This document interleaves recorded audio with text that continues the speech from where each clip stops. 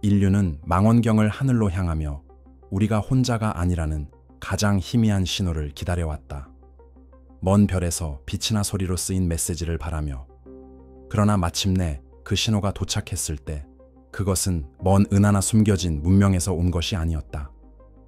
우리 태양계를 가로지르는 항성간 천체, 사르마이 아틀라스라는 이름의 방문자로부터 온 것이었다.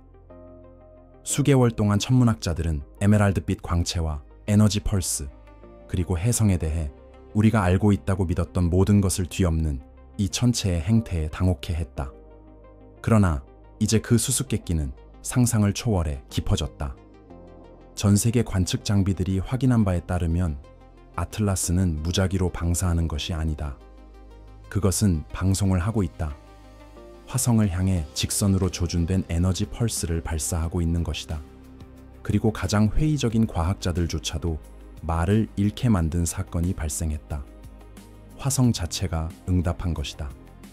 인류 역사상 처음으로 우리는 별 너머에서 온 방랑 천체와 죽은 듯 고요한 이웃 행성 사이의 대화처럼 보이는 현상을 목격하고 있다. 만약 이것이 사실이라면 우주를 향한 우리의 이해, 화성에 대한 인식, 그리고 그 안에서 우리의 위치에 대한 관점은 영원히 달라질 것이다. 많은 발견이 그러하듯 이 현상은 진지하게 받아들이기엔 너무나 기이한 데이터로 조용히 시작되었다.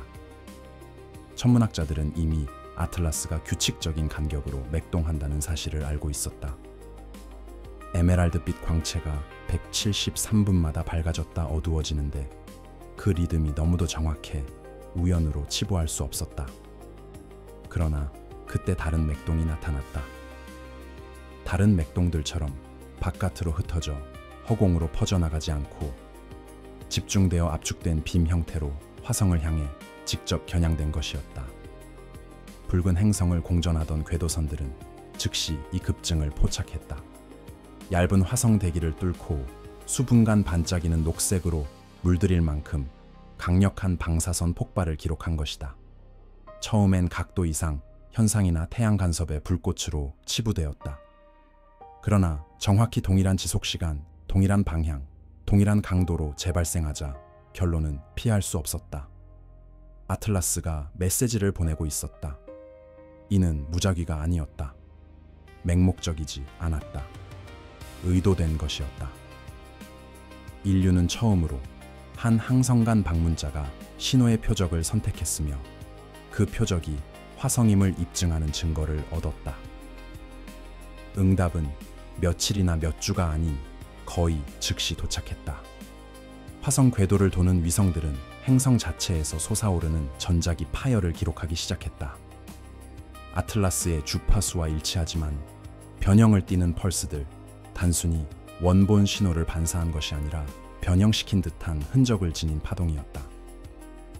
과학자들은 처음에 이것들이 메아리, 즉 화성의 얇은 자기권, 치치 촤을 통해 반사되는 자연적인 잔향이라고 생각했다.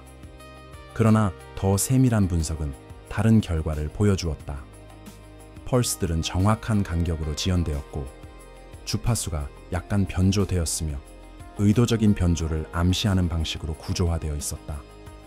더욱 놀라운 것은 지상에 설치된 망원경들이 희미한 고조파 가우디아보가 우주를 가로질러 되돌아오는 것을 감지하기 시작했다는 점이었다. 마치 화성이 신호를 증폭시켜 되돌려 보내는 것처럼 말이다. 데이터를 연구한 이들에게 이는 마치 아틀라스가 질문을 보내자 화성이 그 언어를 자신의 목소리로 반복하며 답한 것처럼 보였다.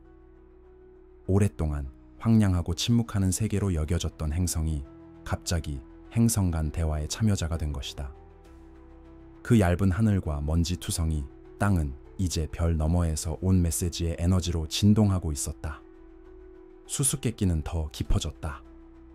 오래전 탐사선들이 남긴 화성의 지진 관측 장비들이 이전에 기록된 적 없는 활동을 포착하기 시작한 것이다.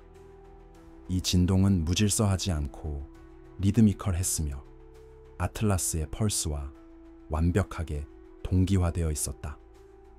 이 진동들은 행성의 멘틀 깊숙이까지 메아리 쳤는데 마치 화성의 지각 자체가 공명하는 악기가 되어 성간 방문자와 조화를 이루며 노래하는 듯 했다. 더욱 불안한 점은 스펙트로그램으로 변환했을 때 이 주파수들이 기하학적 형태로 나타났다는 것이다. 나선형, 육각형, 삼각형으로 천문학자들이 이미 아틀라스의 빛나는 코마에서 관측한 발광 패턴과 동일했다. 이는 우연이 아니었다. 붉은 행성은 단순히 에너지를 반사하는 것이 아니었다. 그 자체의 목소리로 응답하고 있었고 땅 자체를 통해 말하고 있었던 것이다. 일부 연구자들은 이 현상이 화성 표면 깊은 곳의 고대 구조물, 매몰된 바다 혹은 오랜 기간 잠들어 있던 시스템이 아틀라스의 신호에 의해 활성화되었을 가능성을 시사한다고 보았다. 더 나아가 화성 자체가 우리가 상상조차 못한 방식으로 살아있으며 별에서 온 신호에 반응하는 거대한 생명체처럼 공명할 수 있다고 주장하는 이들도 있었다. 진실이 무엇이든 화성이 응답하고 있다는 사실은 부인할 수 없었다. 이 교류가 내포하는 함의는 막을 수 없었다. 아틀라스가 맥동하고 화성이 응답하자 지구 자체도 공명을 느끼기 시작했다. 전 세계의 전파 망원경들은 화성의 메아리와 동일한 희미한 고조파를 포착했다. 정적 속에 박힌 패턴들은 아틀라스의 신호와 일치했지만 붉은 행성의 응답에 의해 변형된 것이었다. 독립 연구자들은 온라인에 발견 내용을 게시했다. 폭발 속에 숨겨진 기이한 기하학적 구조를 보여주는 스펙트로그램이었지만 몇 시간 후 그들의 기록은 신비롭게 사라졌다. 정부는 아무런 설명도 내놓지 않았다. 네이사는 침묵을 지켰다. 그럼에도 진실은 퍼져나갔다. 인류는 더 이상 방관자가 아니었다. 우리는 우주의 대화에 귀를 기울이고 있었다. 우리를 위한 대화가 아니었지만 눈앞에서 펼쳐지고 있었다. 패턴이 강해지고 화성의 신호가 선명해질수록 소름 끼치는 깨달음이 스멀스멀 퍼져나갔다. 아틀라스가 무엇을 물었든 화성은 답했다. 그리고 그 교류의 메아리는 이미 지구에 닿고 있었다. 화성의 두 작은 위성 포보스와 다모스는 그저 포획된 소행성에 불과한 황량한 세계를 도는 생명 없는 암석으로 여겨져 왔다. 그러나 아틀라스의 신호가 화성에 도달하고 행성이 응답하기 시작하자 놀라운 일이 벌어졌다. 궤도선 탑재 장비들은 포보스가 화성의 펄스와 완벽히 동기화된 전작이 방사선 폭발을 반사하고 있음을 감지했다. 마치 교류를 증폭하는 중계 노드처럼 말이다. 더 희미하고 먼 궤도에 있는 다모스는 다른 방식으로 응답했다. 간헐적으로 에메랄드빛 광채를 발산했는데 지구 망원경은 이를 우주 공간의 검은 배경에 번쩍이는 섬광으로 포착했다. 이는 단순한 햇빛 반사가 아니었다. 시간에 맞춰 구조화되고 의도된 현상이었다. 오랫동안 무의미하다고 여겨졌던 위성들이 갑자기 대화에 적극적인 참여자가 된 것이다. 과학자들은 이처럼 작고 무기력한 천체들이 어떻게 신호와 상호작용할 수 있는지 설명하기 위해 분주했다. 그러나 가장 단순한 설명이 동시에 가장 불안한 것이었다.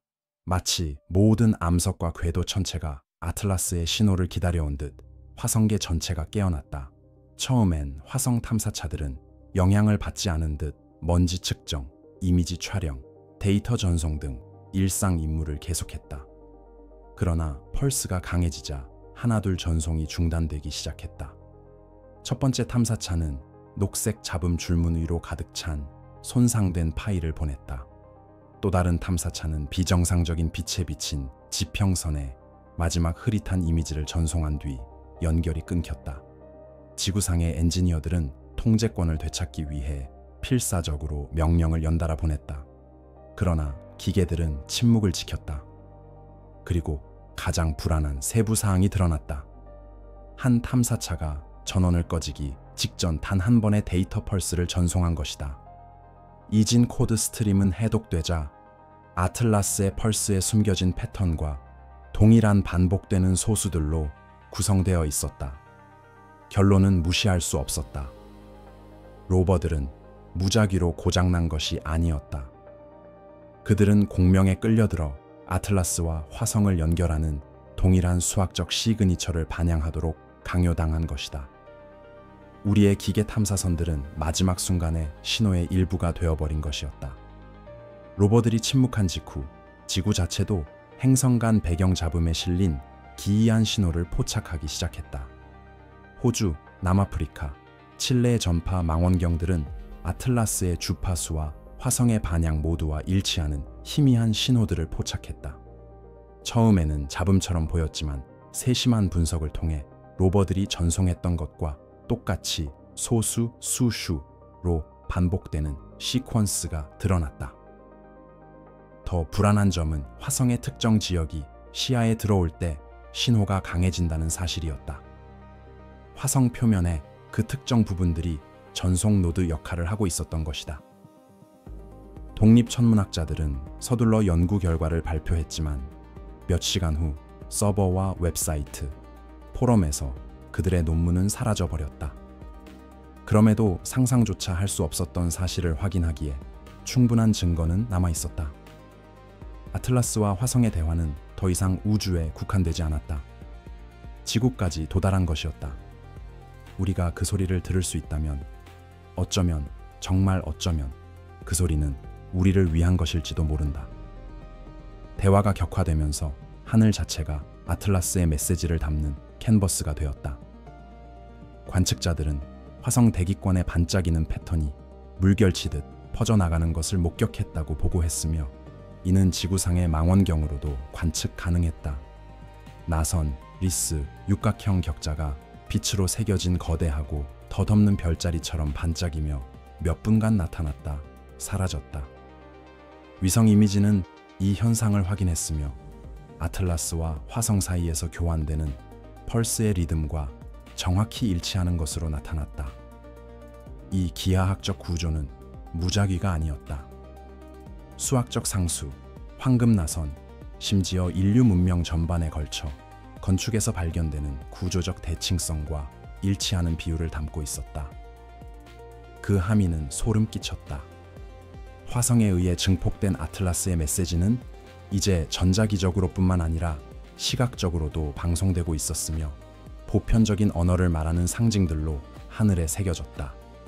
한때 수동적인 관찰자였던 인류는 이제 화성뿐만 아니라 우리도 인식하도록 설계된 듯한 징후들을 응시하고 있었다. 그리고 그 깨달음은 산불처럼 번져갔다. 이것은 물리학의 우연이 아니었다. 그것은 의사소통이었다. 신호가 강해짐에 따라 화성의 지진 활동은 이전에 기록된 적 없는 수준에 도달했다.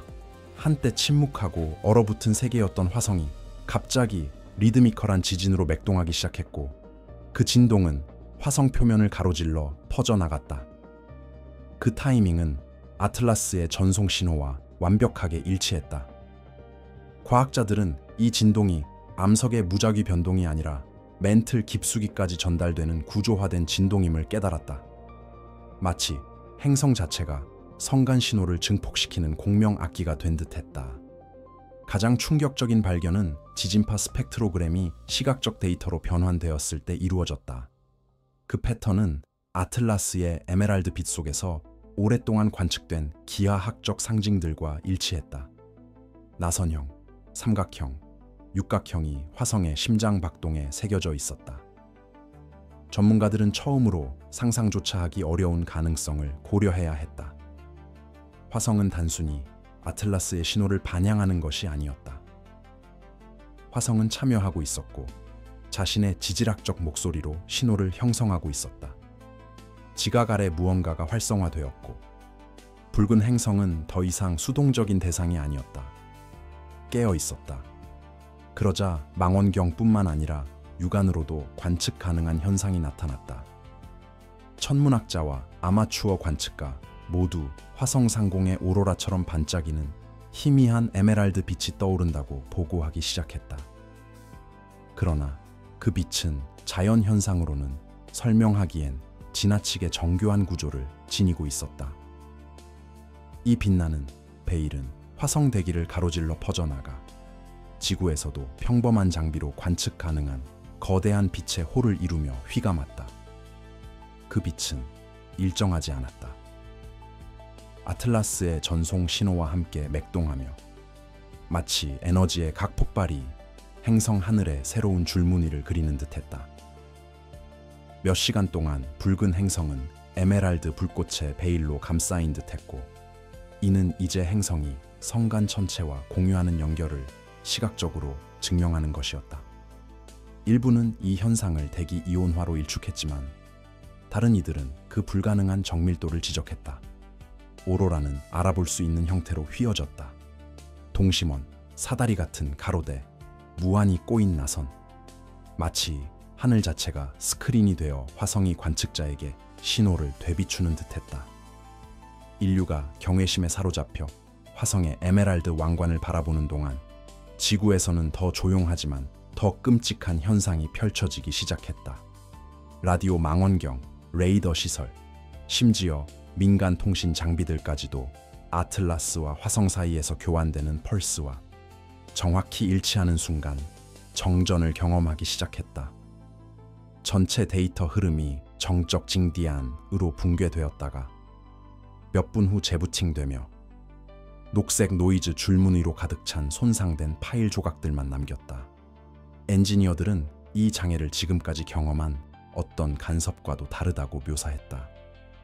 마치 의도적으로 압도하도록 설계된 것처럼 여러 주파수에 걸쳐 퍼져나갔다.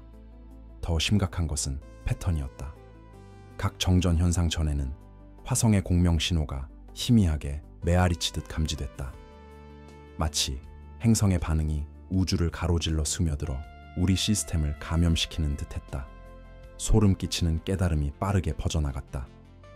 지구 장비들이 이제 그 교환에 반응하고 있다면 우리는 더 이상 외부 관찰자가 아니었다. 우리는 공명의 일부가 된 것이다. 그리고 아무도 감히 입 밖에 내지 못한 질문이 있었다. 만약 우리 기계들이 무작위로 고장나는 게 아니라면? 혹시 화성 탐사차들이 그랬던 것처럼 신호에 빨려 들어가고 있는 건 아닐까? 중단된 전송 데이터 조각들이 마침내 재구성되었을 때 그 내용이 과학계에 충격을 안겼다. 펄스 잡음 속에 묻혀있던 구조는 자연적일 수 없을 만큼 정밀했다. 기하학뿐 아니라 인류가 발전시킨 논리 언어까지 반영한 소수열, 반복 비율, 고조파들이었다. 수학자들은 이 내장된 코드가 지능적 문명이 통신에 사용할 것이라고 과학자들이 오랫동안 이론화해온 보편적 표식과 유사함을 확인했다. 공명은 단순한 에너지가 아니었다. 정보였다. 그러나 모두를 가장 불안하게 한 것은 변형의 근원이 어디인지였다. 원본 펄스는 아틀라스의 것이었지만 잡음을 구조화된 코드로 바꾼 변조, 즉 변형은 화성에서 온 것이었다. 붉은 행성은 단순히 메시지를 반사하는 데 그치지 않았다. 메시지를 변형시켜 자신만의 목소리로 답장하고 있었던 것이다. 인류 역사상 처음으로 우리는 별 너머에서 온 방문자와 우리 태양계 내 행성 사이의 대화를 목격하고 있었다. 그리고 인류는 우리를 위한 것이 결코 아니었던 대화에 귀를 기울이고 있었다. 화성에서 지진 데이터가 계속 쏟아져 들어오자 연구진은 수수께끼를 새로운 깊이로 밀어붙이는 무언가를 발견했다. 리드미컬한 진동은 단순히 표면을 흔드는데 그치지 않았다. 마치 지각 아래 숨겨진 거대한 빈 공간을 때린 듯 행성 깊은 곳에서 반사되어 돌아왔다. 파동 반사를 매핑한 과학자들은 기하학적 배열로 정렬된 거대한 지하 공극을 암시하는 패턴을 확인했다. 자연 지질 현상으로 설명하기엔 지나치게 정교한 구조물이었다. 일부는 고대 화산 활동의 잔재라고 주장했지만 다른 이들은 이 형상이 신호 증폭을 위해 설계된 거대한 공명실처럼 인위적으로 만들어진 구조물처럼 보인다고 주장했다. 소름 끼치는 함의는 화성이 단순히 아틀라스와의 대화 참여자가 된 것이 아니라 처음부터 이를 위해 설계되었다는 점이었다. 인류가 한때 황량하고 생명 없는 행성이라 여겼던 곳이 갑자기 별 너머에서 올바른 주파수가 호출할 때만 깨어날 수 있도록 조율된 도구로 드러나고 있었다. 그리고 이제 그 호출이 도착한 것이다. 한편 화성의 가장 안쪽 위성인 포보스에서 이상한 현상이 발생하기 시작했다. 오랜 세월 동안 매 세기마다 화성에 점점 더 가까워지는 운명의 위성으로 여겨졌던 포보스의 하강 속도가 갑자기 가속화되었다. 관측소들은 포보스의 궤도가 더 이상 안정적이지 않음을 확인했다. 포보스는 아틀라스와 화성 사이에서 교환되는 펄스와 동기화되어 미세하게 조정되고 있었다. 더욱 기이한 것은 고해상도 이미지가 표면 전체에 걸쳐 희미하게 빛나는 균열들을 보여주었는데 마치 먼지 덮인 지각 아래에서 퍼져나가는 에메랄드빛 정맥 같았다. 일부에게는 이는 조성력에 의한 응력 균열의 증거로 보였다. 그러나 다른 이들에게는 활성화처럼 보였다. 마치 포보스가 단순한 암석이 아닌 화성이 지금 반향하는 것과 동일한 신호에 반응하며 생명을 얻은 기계 장치인 듯했다. 오랫동안 화성에 충돌할 운명이라 여겨졌던 포보스가 사실은 전혀 다른 목적을 위해 설계되었으며 그 목적이 지금 우리 눈앞에서 펼쳐지기 시작했다는 생각이 뿌리 내렸다. 과학자들이 화성 주변의 연쇄적 이상 현상에 발맞추기 위해 애쓰는 동안 지구 자체도 설명을 거부하는 현상을 경험하기 시작했다. 외딴 지역, 사막, 산꼭대기, 심지어 바다에서도 사람들은 극지방에서 멀리 떨어진 밤하늘에 희미한 녹색 오로라가 반짝이는 것을 목격했다고 보고했다. 오로라가 존재해서는 안 될 곳에서 부드럽게 빛나는 현상이었다. 이 빛나는 베일은 아틀라스의 신호와 동일한 리듬으로 맥동하며 화성의 반응과 동기화되었다.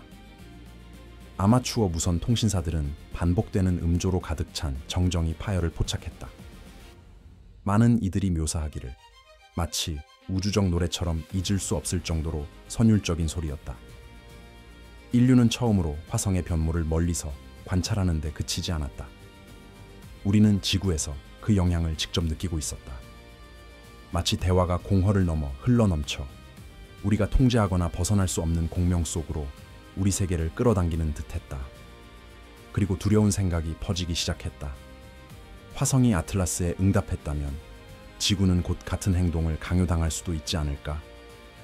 이상 현상이 쌓여가자 학자와 역사가들은 새로운 긴박감으로 고대 기록을 재검토하기 시작했다.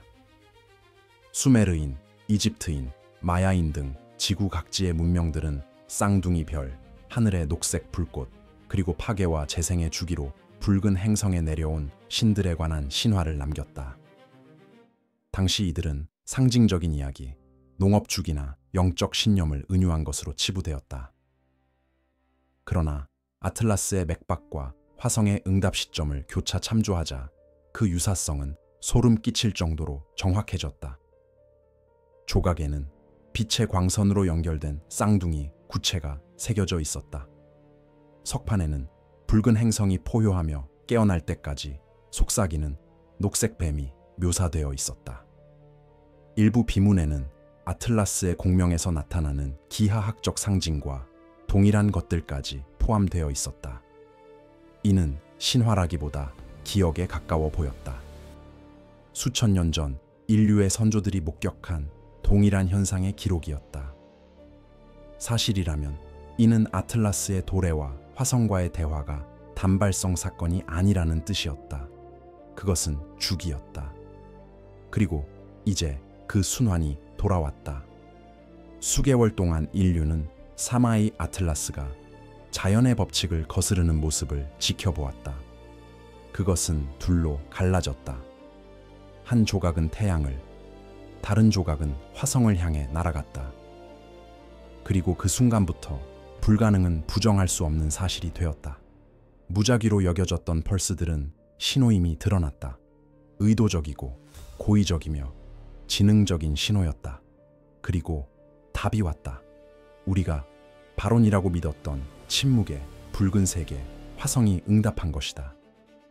대기를 통해, 떨리는 지각을 통해, 위성들을 통해 화성은 성간 방문자의 부름에 메아리로 답했다. 그러나 이는 단순한 응답이 아니었다. 대화였다. 지진파가 화성의 심장 박동에 기하학적 무늬를 새겼다. 오로라가 얇은 하늘에 수학적 기호를 그려냈다. 포보스조차 궤도를 바꾸며 에메랄드빛 균열로 빛나며 마치 수천 년의 잠에서 깨어난 듯했다. 공명이 커지자 그것은 우리에게 닿았다. 지구 자체가 메아리로 반짝이기 시작했다. 오로라가 존재해서는 안 될 곳에 녹색 오로라가 나타났다. 간섭으로 계측기가 고장났다. 잡음 속에 숨겨진 소수, 수수와 나선형의 속삭임. 그 대화는 공허를 넘어 흘러넘쳤다. 우리가 원하든 원하지 않든 우리는 그 일부가 되어버렸다. 고대의 기록들은 이제 신화라기보다 경고처럼 보인다.